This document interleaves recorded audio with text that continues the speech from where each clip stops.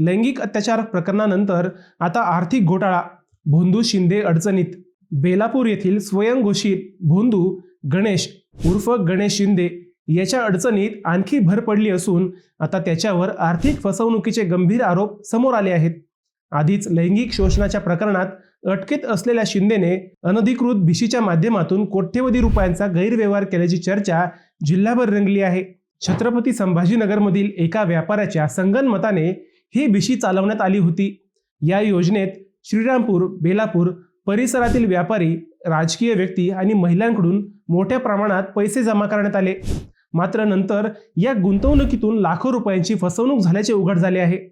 या प्रकरणातील एक महत्त्वाची तक्रार प्रदीप डागा यांनी दाखल केली असून त्यांनी गणेश शिंदे विरुद्ध धनादेश अनादर कलम 138 अंतर्गत फौजदारी तक्रार दाखल केली आहे। अंधश्रद्धेच्या नावाखाली शिंदेने मोठ्या प्रमाणात संपत्ती उभारल्याची माहिती समोर येत आहे।